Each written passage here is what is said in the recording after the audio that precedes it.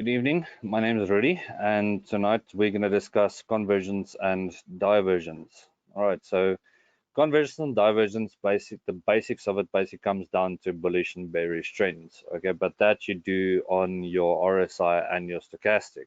And then also you will be able to see exactly when a share basically goes up or predict when a share is going to go up by using converging and diverging lines. Okay. So first things first is already pre-selected a share for us, which is Kumba Iron Ore, because Kumba has grown substantially within the last month. And it looks like there is still some upside potential due to some fundamental analysis on the share, being that there's a few new contracts that was released, and also it looks like the iron ore contracts from China is also looking good. So basically, they sold all their apps and stuff to China. All right, but that's not what this webinar is about. It's going to be about the convergence and divergence, which basically we're going to use to predict that the share would have gone up in this vicinity of here. So a normal buy and sell indication we all know by now would be when a red line and the black line cross in a bullish trend. So the red line being your signal line on both of them, both on your RSI and your stochastic, and then the black line being the actual moving average. So whenever the red line crosses through the black line, that would give you a buying indication. So for instance, like over here, that would indicate a buying indication. Okay.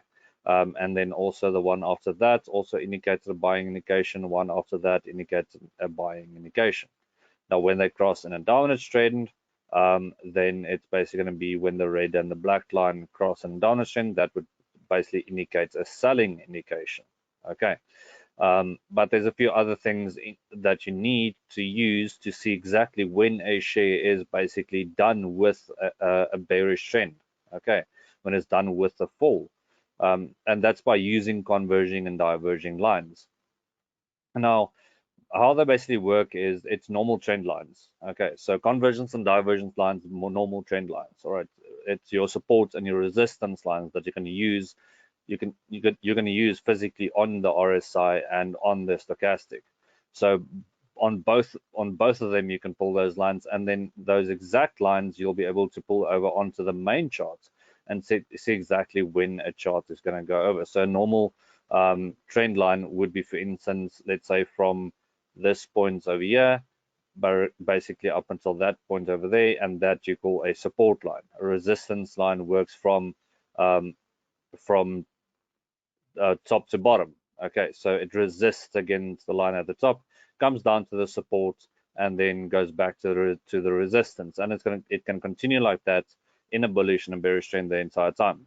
Okay, so that's the normal support and resistance, and that you can use on the RSI and stochastic to see when exactly a share is going to start converting, when a share is basically going to start going into a bullish trend. Now, there's three different types of stuff that you're going to look at. Okay, firstly is the converting trend, secondly is a divergence, what's the previous divergence, and then thirdly is the breakout. Okay, so in the case of Kumba Iron Ore in June up until July, there was a really good converging trend, basically telling you that it's done with this bearish trend. Now, how do I know that? Is we had a buying indication here, okay, and then also we had a higher buying indication. Now that you call a converging trend. All right, so that's a convergence, because you've got a lower point, and after that you'll have a higher point, and if you've got a higher point after that, it's even better. So two higher points can mean that a share is basically running out of steam in this downward direction. Okay, so this can only be a correction in the market, and after that correction, then the share more likely would go up. That was the exact same case back in October with Sibanye-Stillwater. Now we can see that we've got a converging trend between all three of those points. Okay, so that would be, let's say, call this point A, point B, and point C. So point A gave a buying indication, but I won't buy there. Why won't I buy there? Is because there was a divergence between this point and that point. So the previous point is higher than what the current point is. Even this point over here, it's higher than what the current is. And that's a diverging trend. So I won't buy there. Okay, so this won't be my buying instruction. Okay, even though we tell you to buy low below the 20, remember, that's one, as I said previously, is that it's one thing to look at a crossover and see it as a buying indication. There's a few other things that you need to keep into consideration to get the correct buying indication, which in this case, that would have been the better indication for a buy. Okay. And then the point after that would also be a good indication for the share that would basically be a definite that the share is going to go up. But how do I know that it's definitely going to go up from there? That's by looking for the breakout point. Okay, so we've already established that we've got a converging trend. Okay, so there's our converging trend, 3 buying indications, one after the other, going into a convergence. But then of course we still had this divergence down here. Okay, so we had a divergence basically running down. Okay, so what you're going to look for then is a breakout. Okay, and the breakout is basically going to be your buying indication. Now, a breakout basically looks something like this. So you've got your red line. So let me remove the converting line. So this is our diverging line now. So the breakout will look something like that. That's a breakout. So the moment your RSI, the main line, breaks through the diverging line. So if your black line crosses through that diverging line, that basically means that something is going to happen after that. It was, once again, it was the same case with Sibanye-Stillwater. Sibanye-Stillwater had the exact same thing back in October. It had a breakout, and then the shares just started to run. And that's what happened in the case of Kumba now. That the moment it broke through, that was your point to go and buy in. If you take the exact same, more or less, a line on the stochastic, there's your divergence from that point up until that point, so the line continues to go down and down and down, and then you had a breakout about a day after the RSI gave you the breakout. So both of them is the exact same formation, right? So they look similar. Okay, so both of the lines are running in the same direction. Okay, except for the stochastic ending down here, but that doesn't matter. We're looking for the breakout points. So we've got a convergence over here. We've got a convergence over there with a breakout and a breakout. So we've got 2 breakouts, both on RSI and stochastic. And then the price started to skyrocket from there.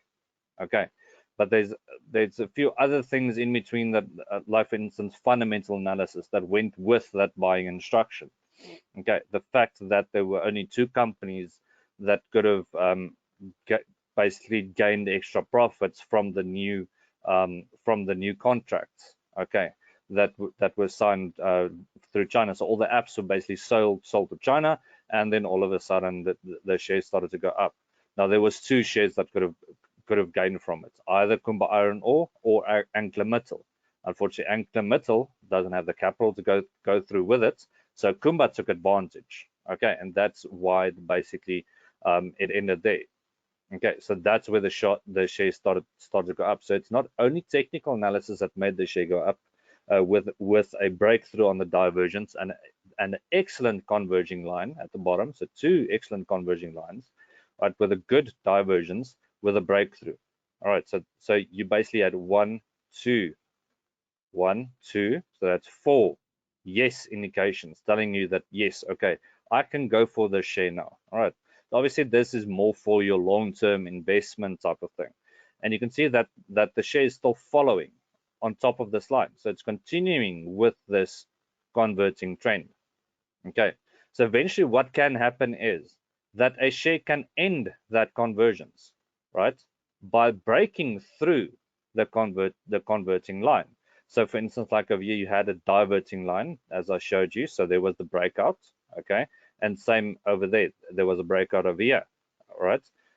But what can happen is it can break through this line over here. So let's say, for instance, if I could take a continuous line here, let's say, for instance, we've got a bending point over here and the share starts to drop, okay. The share starts to drop, and then it comes to this line. If it breaks out here, so let's say it breaks through that line, okay, and it continues down, that breakout over here, okay, that would basically mean that you need to look at a sell, right, because it's breaking through that line. Okay, so it's ending basically your diverging trend. Let's go to crosshairs. Right, so when it breaks through there, then it basically means that it's ending the convergence. All what can happen is it can come all the way back down. All right, so let me just get this line back in. That's line. If I pull in the same line, all what can happen is it can come back down and then just bounce on the line and go back up again. All right, then it means it's continuing with the converging trend instead of having a breakout through it. So if it breaks this line, it's ending the convergence.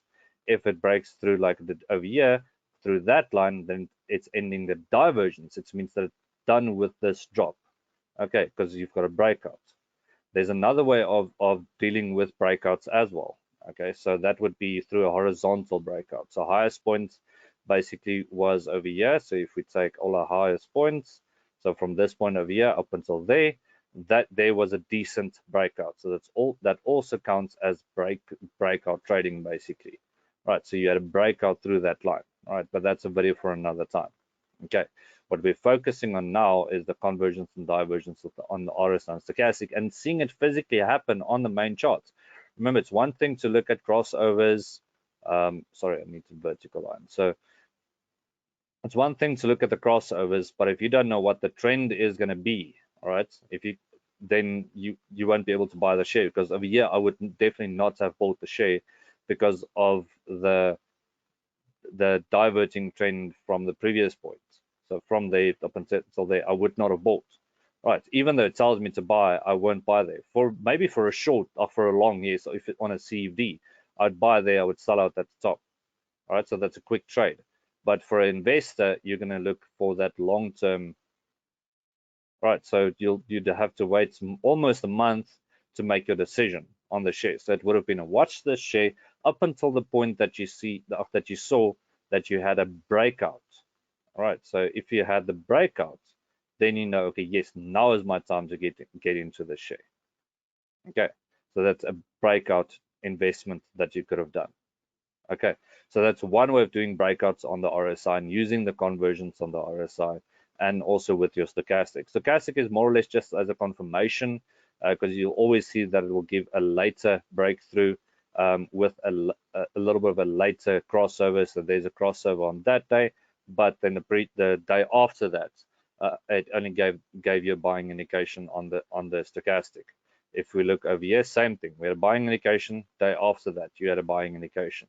Over here, you've got a buying indication, and the day after, you had another buying indication. So stochastic will always be a day after that it will give you the buying indication. Okay, so here's a quick question that we've got. So on the RSI, default RSI basically comes with out that line. All right, so let's say you pulled in your RSI, or let's just quickly start from the beginning. So just remove that. Stochastic of 14 days, or doesn't matter what period you're using, will always come with a red line. All right, so it doesn't matter what stochastic you pull in, it will always come in with the red line. Now the RSI, this is a question that I get in every webinar for the red line on the RSI. So what I do is I go to studies, I go to RSI, I change my RSI to a period of 3. Okay, so it's 3 days. Okay, and I create it, and then I just move it to the top. So I always have my RSI at the top, and then I go to moving average. So this is how you add the red line on top of the RSI. So you go to studies, you go to moving average, then you change your period to 3. Okay, exactly the same as what your RSI is. All right, so it doesn't matter. Let's say, for instance, you had a 14-day RSI. You'll need to add a moving average of 14 days on top of that to get a decent signal line. So it's a 3-day period on top of the RSI. So change your field, right, from close to RSI, because you want to plot that moving average on the RSI. And then your type, make from simple to exponential. Right, so it's exponential, 3-day moving average on top of the RSI, and then just say create, and it's going to give you that red line on top of the RSI, right, which will give you the buying instructions. Okay, so instead of just looking at, let me just remove this quickly, instead of just looking at where it's crossing through the 20 mark, I mean, then you're basically going to trade with horizontal patterns then, right, which is not really the ideal situation to use. You need that extra 3-day moving average the RSI to see decent buying and selling indications. Okay, so that's really easy to add. So then you've got both on your RSI and Stochastic, you'll have your buying indications, which is much clearer than just using one line. Okay, because one line on the RSI isn't going to make any sense. Okay, so then once again, if we take basically this divergence that we had here, right? We had a little bit of slight divergence with a breakout on that day, right? So more or less in between. So between that day and that day, you had basically a breakout through this line. And on that breakout, let's say for instance, on there, the price moved even further. All right, so it was a mini breakout. But usually I don't work on mini breakouts. I look for the big breakouts. All right, so I take it over the long term and see where I can basically more or less adjust my line to. If I can see, okay, yes, that is more or less the correct one, then that would meet my breakout point. Okay, where it breaks through that line. But then with the breakout, you need a convergence, almost forming a cone, right? A cone which points to the right hand side. If you've got a cone that points to the other side, so just as a quick example, if you had a cone looking something like that, if you had an open cone, then it means that there is some breathing space basically for the share, but you want to buy the share, so that's when you start looking at the breakouts. Okay, the breakouts with the decent conversions. All right, there was a breakout there as well. If you have to take it from that point up until that point, there was still a breakout on that day. Okay, same with then the same thing would have happened to your stochastic. You've got the closed cone basically. So you've got the cone formation just waiting for the breakout. Okay, so with the convergence, you always need the convergence. All right, so there must always be a convergence with the divergence and then waiting for that breakout point. All right, but you need to have all these previous buying indications. Sometimes it might only be 2 instead of 3 buying indications, right, which will also work, but then you need the breakout point. Okay, but sometimes you'll have a fake out, right? So that's a fake breakout. So if you get a fake breakout, I mean, you can't really help for that. It's all to do with the market itself. If you've got a fake breakout, then obviously what's going to happen is the share would just retrace. If we take Sibanye Stillwater, sorry, I always use the share for reasons, because it's got that same, if we go back to October, same thing, there's a buying indication with a second buying indication, so there was 2. Okay, with the convergence over there, you had a buying indication, so a higher buying indication than previous one, then it means that there might be a possibility for the share to go up. Over here, I would not have bought. But once again, if I take a line and I pull it from there to there, you'll see that you had a breakout. So there was a breakout point and the share price started to move. Okay, on the stochastic, there was nothing else really to go on. Okay, there was nothing else really to go on. You couldn't really pull in a line for the breakout. All right, so sometimes you might get that. But talking about the fake out, if we take a line like this over here, okay, so you'll see that the share basically, so that's your overall conversions, all right, so that we call the overall conversions, because the share basically kept on going up and up and up. Over here, you had a fake out, all right, which means that there's only a slight correction in the market. So that's a fake out over there. It basically went down, okay, and then all of a sudden started to go back up.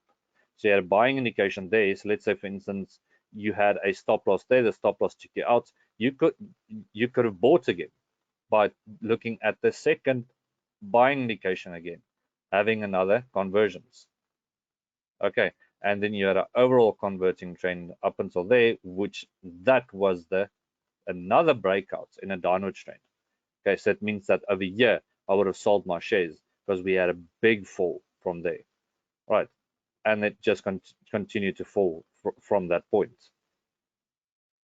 Okay, and now you'll see that you've got a lot of diverging trends in between. Yet you've got a big overall divergence over here. So there's the open cone position I'm talking about.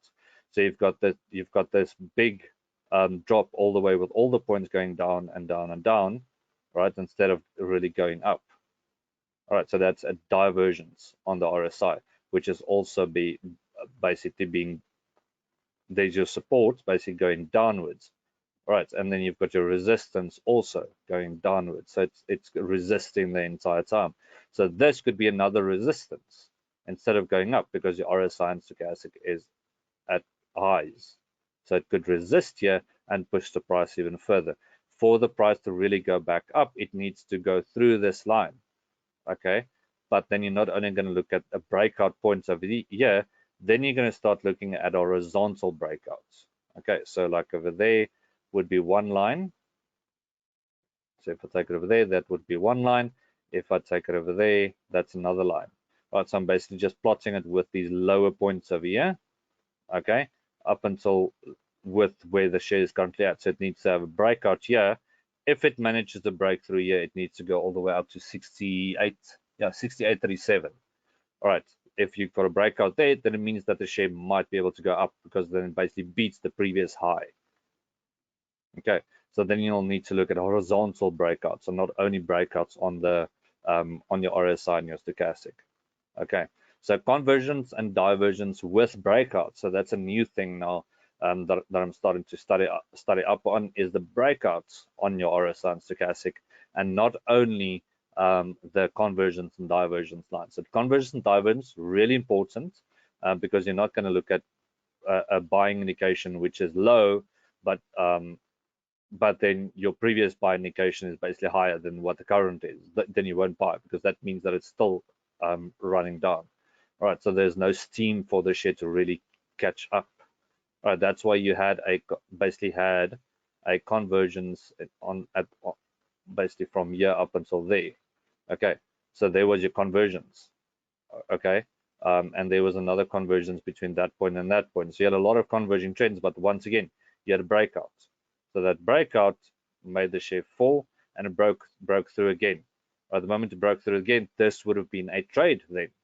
All right, put in a trade position on that point, and the share price started to go up. But always keep in consideration to pull in your support line or your resistance line. So there's my resistance. So if it goes through that resistance, it means that there is still some space for the share to go back up. Okay, but if it resists here, then you know, okay, I need to sell out. All right, so let's say tomorrow we've got a red candle and it's going down, then you sell out if it was a trade. All right, for investment option, this won't be good. All right, currently Sibanye-Stillwater isn't any good for an investment option, but you've got a lot of short or long positions in between. Put a buy indication over there, sell it out at the top. All right, so a quick 3 days trade that you could have put in. The moment you get your red candle, sell out, because you had a selling indication. Okay, so trading will work a bit differently. You can still look at your converging and diverging lines, pull them in to get easier buy and sell indications. Okay, so one, pulling your convergence and divergence lines, okay, on both RSI and stochastic. Two, look for the breakout points, okay, and then look at the overall movement of the chart. All right, so if you've got overall movement like this, then you know, okay, I'm not going to really invest. You need recent data, which is basically giving you upward trend, like what Kumba is currently doing. Okay, last week, Wednesday, I think I sent out Kumba as a buying indication. Okay, and since I sent out the buying indication, the share grew from 600 and on the opening, 695 Rand, all the way up to 760 Rand. That would have been a really good trade to do. Right, currently it's on a high, but remember, there's still fundamentals that might carry the share. But now I won't really go and buy in because the share is at a high. Okay, so yeah, that's the basics of it. There is still a few other things that can come with it that you can still use with it, like for instance, extra moving average lines on top of your main chart, like a 5-day moving average would usually be recommended for a trader. If you're an investor, something like a 20-day moving average with a 50-day moving average, or a 50-day moving average with a 200-day moving average line on top of the main chart, to give you that extra information on, can I buy now? Is it good for a long term? Is it good for a short term investment or a medium term investment? Or is it good for a trade? But for trading, a 5-day moving average would be your best option, with of course a 200-day moving average to just watch the overall movement on the share. Okay. But once again, if there's any questions or anything about convergence and divergence, or anything, you guys are more than welcome to give me a call at the office, or on one of the 24-hour support numbers, so that I can answer your questions, or just send me an email and I'll contact you back at Rudi@sharetrackin.com. So it's RUDI@sharetrackin.com, not RUDIE. So it's just without the E. So it's RUDI@sharetrackin.com, and then I'll be able to answer your questions, or just contact me on the office number 012-9400-800. And then I'll be able to answer any questions on convergence and divergence. I can give you a little bit more examples, and then you can decide, would it be an easy way to invest like this, or would it be a hassle to use that type of investment strategy. There's a lot of strategies, but I've seen that this strategy has been the best option to use. Instead of just looking at crossovers, because crossovers can get you into trouble. Like for instance, over here, I mean, that crossover over here would have been a bad idea, because from there, I mean, it only grew like 4 or 5 days, and then the share price started to drop. Okay, so it's better to look at all your options. All right, that's why you need to create a watch list, and then keep an eye on your watch list from there, and then do your buying instructions. Don't be too hasty. Right, that's when you start to that's when you start to burn your fingers and lose your money. So it's better to first look at the share, do all your analysis, wait for a few days, and then smile all the way from there. I mean, remember, Rome wasn't built in one day, so you're not going to start making money in one day. So don't just jump into water and expect that you're going to swim. You first need to learn how to crawl on the sidewalks of the swimming pool before you can start swimming. So that would be the best option. First, look at the share, pull in your converging and diverging lines, look at where your breakouts is, and then do your fundamental analysis from there as well. So go and read up on the share. Don't only look at the charting. Do a little bit of fundamental analysis on it as well. Like for instance, in the case of Kumba now, selling out all its apps to China, and that's what's pushing the iron ore industry currently in South Africa. Okay. So yeah, so enjoy the rest of your evening. Then next week we're gonna look at, I think, the Golden Goose again, which I'll explain the Golden Goose version 2. So there's a new Golden Goose version 2 that I'm gonna explain next week, which will give you a little bit clearer indications also on buying or selling levels. Okay, so enjoy the rest of your evening, and then we'll speak next week.